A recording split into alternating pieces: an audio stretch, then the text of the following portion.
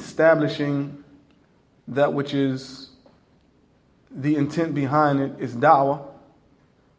But when you really look into it and you see what is really going on, then there's really little da'wah being given.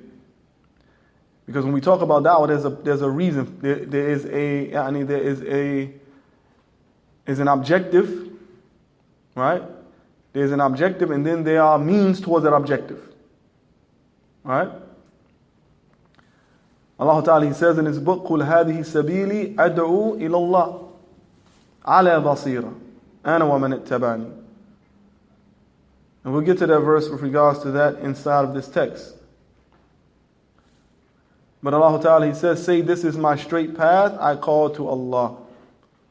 Right here is establishing, right there in those very few words, a da'wah in its essence. The objective of da'wah, it is Allah subhanahu wa ta'ala. The call is to Allah. The call is not to me. The call is not to my masjid. The call is not to my community. The call is not to my organization. The call is not to my sheikh. The call is not to my madhab. The call is not to my ethnicity. The call is not to anything other than Allah.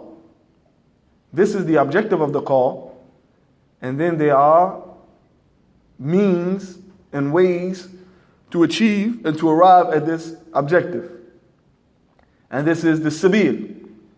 هذه سبيلي أدعو إلى الله على بصيرة. So of course, at the head of the head of the ways and means toward that objective, at the head of the means and ways to objective is basira, having proper knowledge, gaining proper knowledge. And this is what we inshallah ta'ala, we intend to try to achieve today on a very small scale, is trying to gain some knowledge of the status of da'wah, the foundations of da'wah, the methodologies of da'wah, the importance of da'wah, the virtues of da'wah, how to call, who's to be called, in what way are they to be called, right? And then the caller himself, what is he or she to possess within themselves? This is something that is very important. Of course, we try to utilize, when we speak on these issues, we try to utilize the words of those who have preceded us, and then we explain them or we speak about them and we discuss them so that we can gain understanding of them and that we can implement what it is that we see that is easy for us to implement in general from the teachers and the people who have preceded us in knowledge and who specialize in these affairs. Whether they be in Saudi Arabia, whether they be in Kuwait, whether they be in any of the Gulf countries, whether they be in Egypt, whether they be in Sudan, whether they be in India, Pakistan, Somalia, wherever they may be, North Africa, West Africa, wherever they may be of Ahlul Sunnah, and they are people of knowledge, then we take from them and we benefit from them, right? And we do not restrict the knowledge that we gain to 4 or 5 individuals at one place. This is not how it's done. All right? But in any case, I always like to benefit and I like to utilize the tremendous amount of writings and lectures and commentary and short articles and reminders and khutab from one of my favorite of the teachers today, who is a teacher, in the essence of the sense of what a teacher means, and a scholar, and a student, most of all, and the son of a scholar, Hafidhahumullah ta'ala, and that is Sheikh Abdul Razak ibn Abdul Muhsin al-Badr.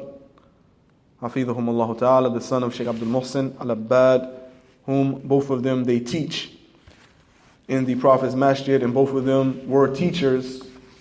And Sheikh Abdul Muhsin, he still teaches classes, as was the president of the University of Medina. And Sheikh Abdul Razak was a professor as well, who has retired.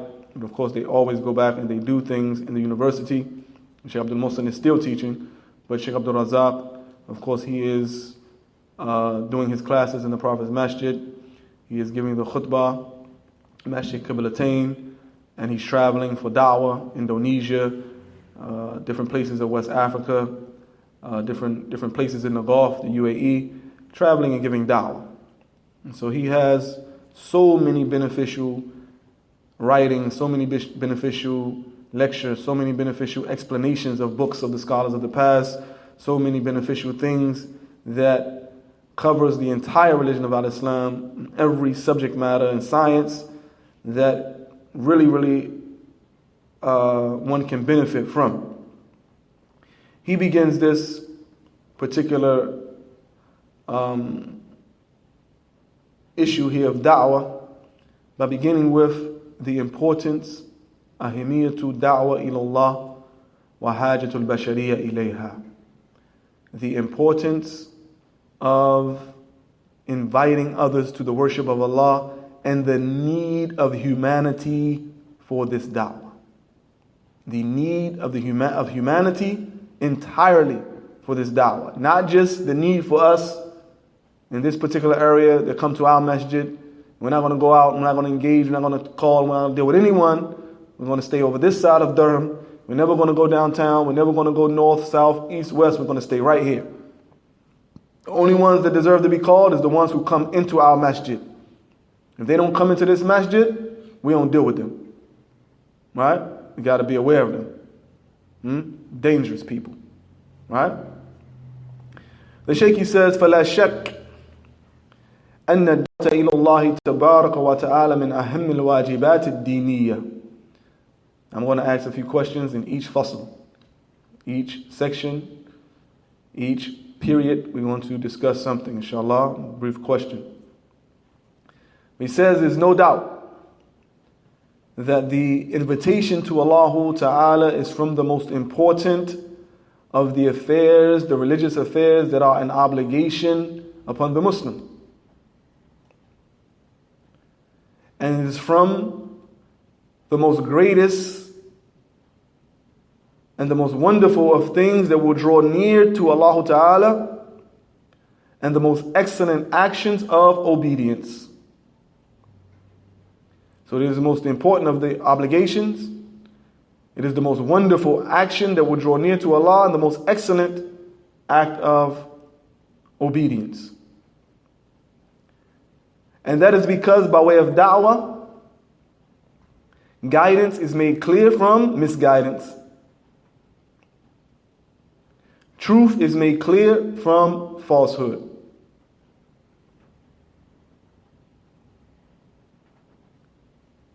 Error is made clear from that which is correct. So how is it possible? Question. How is it possible that the manhaj of Ahlul Sunnati wal Jama'ah and the people who are astray are going to be given guidance, and the people upon batil is going to be given the haqq, and the people who are incorrect are going to be given that which is correct? How is it possible? By what method is this done? Abdul Hakim? What method?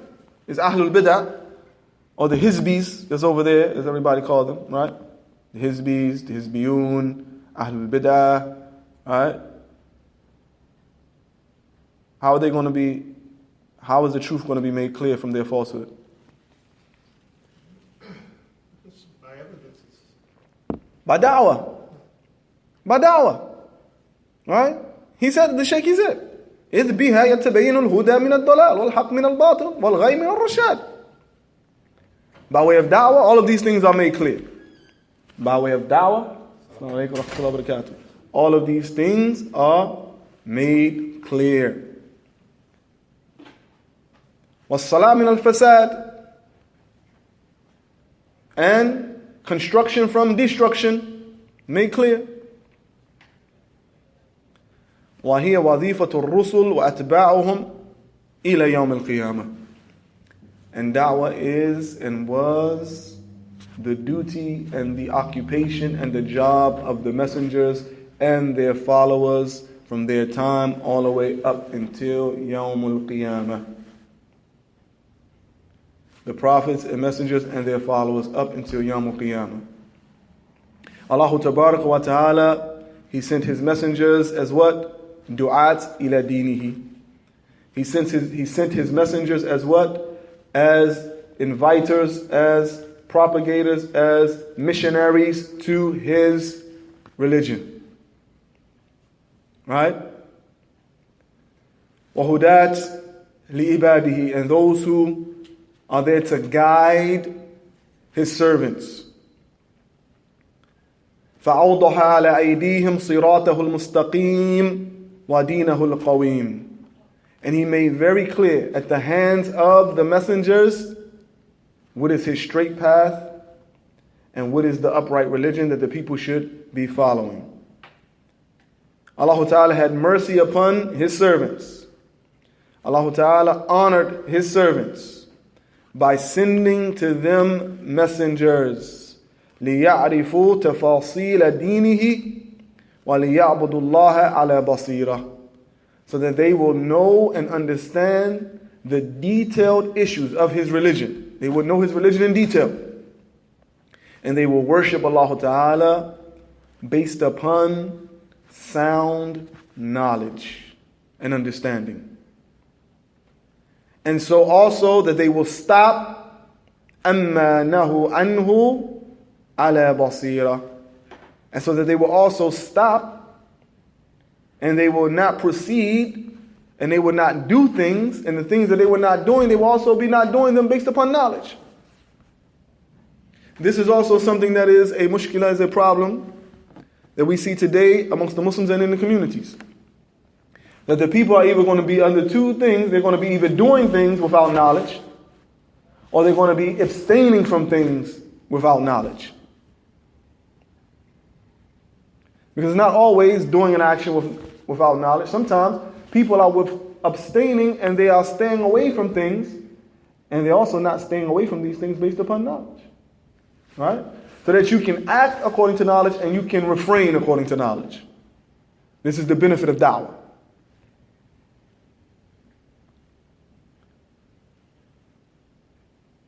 And also, لِأَلَّا يَقُولُوا لَا نَدْرِ مَا أَرَادُ اللَّهُ مِنَّا. And also da'wah is established so that the people will not say, we don't know what Allah wants from us. We don't know what Allah wants from us. أَوْ مَا جَاءَنَا مِن بَشِيرٍ وَلَا نَذِيرٍ. Or that the people say, no warner, no individual came and called us and gave us glad tidings or warned us. فَأَقَامَ بِهِمَ الْحُجَّةِ. And that way the evidence is established, the proof is established, and the doubts are removed. And the Shaykh mentions the verse where Allah subhanahu wa ta'ala, he says in Surah Al-Anfal, لِيَحْلِكَ مَنْ هَلَكَ عَنْ بَيِّنَةٍ وَيَحْيَى مَنْ حَيَّ عَنْ بَيِّنَةٍ وَإِنَّ اللَّهَ لَسَمِيعٌ عَلِيمٌ. So that whoever is destroyed will be destroyed based upon clear proof. And whoever is saved will be saved and live upon clear proof. And Allah Ta'ala, He's indeed the hearer, the knower. So the people are called and invited to that which will be something of goodness in this life and the hereafter for them. And it is made clear to them, and the messengers made clear for them what is good for them, what will give them happiness in this life and the hereafter, and warn them away from falling into that which will cause them to fall into destruction and those very slippery paths of misguidance. And so that their hearts will become pure and their souls will become pure from all types of corruption and deviation, and that their hearts will become free from being subjected to being in slavery to their own desires and their own lusts. And the messengers also woke up the people. They awakened the people so that the people will seek a high standard of dignity in their nature and their character, in their worship, in their life, so that they will have this high raised status in the hereafter. And they relate to the people the deen of Allah Ta'ala very clearly. فَمَا تَرَكُوا خَيْرًا إِلَّا دَلُّوا أُمَّمَهُمْ عَلَيْهِ. And there was no good except that they guided their nations to it. وَلَا شَرًّا إِلَّا حَذَّرَهُمْ وَحَذَّرُوهُمْ مِنْهُ. And there was no evil except that they warned their nations from it. وَأَعْظَمُ خَيْرٍ دَلُّوا عَلَيْهِ هُوَ تَوْحِيدُ اللَّهِ وَإِخْلَاصُ الدِّينِ لَهُ. And the greatest thing that they invited the people to was the tawheed of Allah and making the religion and the actions sincerely for Allah. And the greatest thing that they warned the people away from was disbelief and shirk and other than it from amongst those things or those things that people worship besides Allah subhanahu wa ta'ala. We know Allah ta'ala, He says in His book, وَلَقَدْ بَعَثْنَا فِي كُلِّ أُمَّةٍ رَسُولًا أَنِ اعْبُدُوا اللَّهَ وَاجْتَنِبُوا الطَّاغُوتِ. Allah ta'ala, He says, and we have not sent, or indeed we have sent upon every nation a messenger, telling the people to worship Allah alone and to shun and to avoid the worship of at-taghut. Allah ta'ala, He says, وَمَا أَرْسَلْنَا مِن قَبْلِكَ مِن رَسُولٍ إِلَّا نُوحِي إِلَيْهِ أَنَّهُ لَا إِلَهَ إِلَّا أَنَا فَاعْبُدُونَ. And Allah ta'ala, He says, and we have not sent from before you a messenger except that we revealed to him to tell the people that none deserve the right to be worshipped except me, Allah, so worship me. And Allah Ta'ala also says, لَقَدْ أَرْسَلْنَا رُسُلَنَا بِالْبَيِّنَاتِ وَأَنزَلْنَا مَعَهُمُ الْكِتَابَ وَالْمِيزَانَ لِيَقُومَ النَّاسُ بِالْقِسْطِ. And indeed we have sent our messengers with clear signs and proofs, and we sent down along with them the book and the scales of judgment, so that the people will be established upon justice. The first ayat we find in Surah Al-Nahl, ayat 36. And the second ayat in Surah Al-Anbiya, ayat 25. And the third ayat in Surah Al-Hadid, ayat 25. Surah Al-Nahl 36, Surah Al-Anbiya 25, and Surah Al-Hadid 25. And then we have Allah Ta'ala, He mentions, كان الناس أمة واحدة فبعث الله النبيين مبشرين ومنذرين وأنزل معهم الكتاب بالحق ليحكم بين الناس فيما اختلفوا فيه. And in Surah Al-Baqarah, ayat 2:13, Allah Ta'ala, He says, and the people were one nation, and Allah Ta'ala, He sent to them prophets, those who give glad tidings and warn, and He sent down with them the book in truth, so that they may judge between the people in those affairs in which they differ in. So in a nutshell, this is from the importance of ad-da'wah. From the importance of ad-da'wah. Then the Shaykh, he goes on and he says, ثم سار أصحابه الكرام من بعده على هذا السبيل القويم وصراط المستقيم وقاموا به خير قيام. And then after the prophets and messengers, and specifically our messenger, the companions, the noble companions after him, they traversed upon this path, this straight path, and they established this da'wah in the best of manners. Right? فَنَشَرُوا الْإِسْلَامِ وَرَفَعُوا اللِّوَاءَهُ فِي كَثِيرٍ مِنَ الْبِلَادِ لِكَمَالِ صِدْقِهِمْ وَقُوَّةِ يَقِينِهِمْ وَشِدَّةِ ثَبَاتِهِمْ وَكَمَالِ إِيمَانِهِمْ. How did the companions spread Islam? And what gave them success in spreading Islam? They spread Islam and they raised the banner of Islam in many of the lands that surrounded them. How? Or by way of what? Due to the completeness in their genuineness and truthfulness in their da'wah. Due to the genuineness and the truthfulness in their da'wah. That's number one. Secondly, قُوَّةُ يَقِينِهِمْ, and the strength of certainty that they had.